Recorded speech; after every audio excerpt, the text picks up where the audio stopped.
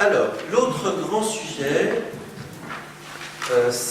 à part l'évocation, ça a été l'islam, avec l'intervention du cardinal Torrent, qui est le président du Conseil pontifical pour le dialogue interreligieux. Donc, où en sommes-nous dans le dialogue avec les musulmans? Alors, nous naviguons entre la peur et le dialogue. Le terrorisme, de fait, mine le dialogue interreligieux. Ils ont beaucoup d'argent. Ils ont beaucoup d'armement. Beaucoup vont adhérer à l'islam sans faire un séjour en prison. Alors, quelle cause de ce terrorisme? La pauvreté, des guerres non résolues, à commencer par le Moyen-Orient, et notamment la question palestinienne. On ne mesure pas suffisamment combien ce vieux conflit est à la source presque de tous nos problèmes de guerre actuelle. Et que tant que ce conflit ne sera pas résolu, on aura la guerre. Voilà. Et ce conflit est loin d'être résolu. Bon, évidemment, il veut qu'on évite l'amalgame. C'est une crise à l'intérieur même de l'islam. En sachant que, par exemple, en Irak, beaucoup de musulmans accueillent des chrétiens. Tout faire pour conjurer la haine. Tout faire pour rompre l'ignorance mutuelle. L'ignorance est source de peur et source de conflit. L'ignorance.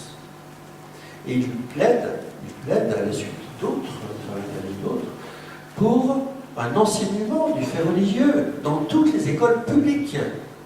On a nié la dimension religieuse de l'homme, pas simplement la dimension spirituelle, mais la dimension religieuse qui est une dimension sociale.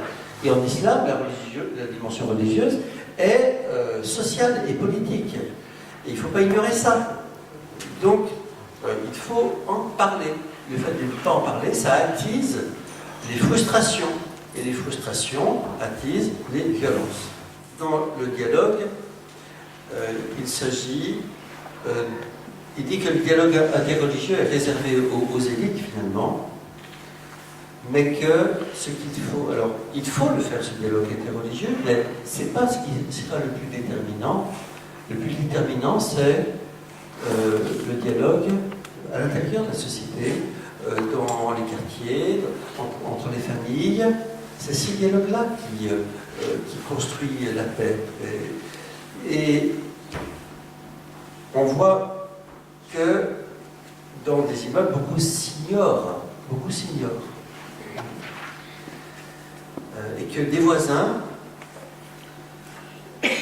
voilà, à force de s'ignorer, peuvent se détester. Quoi. Et on a des a priori sur les uns les autres. Donc, pour lui, le dialogue le plus important, c'est le dialogue humain. On n'a qu'à faire des théories ou de dire, est-ce que vraiment ta religion est la bonne? Bon, bref. Il faut comprendre la religion de l'autre.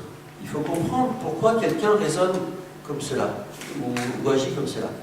Mais il faut d'abord se rencontrer sur ce qui est le plus humain. Donc, encourager le vivre ensemble, le dialogue de la vie. Hein, il appelle ça le dialogue de la vie. Et puis, il y a des défis. Le défi de la sécurité. Alors là, ça interroge les pouvoirs publics, la sécurité. L'éducation.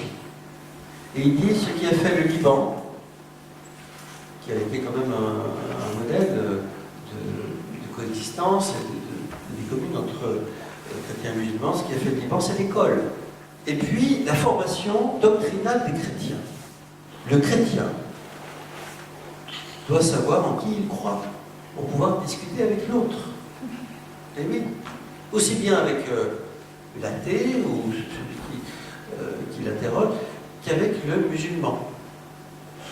Donc le chrétien doit être en mesure de dire aux non-chrétiens ce que Jésus a d'unique.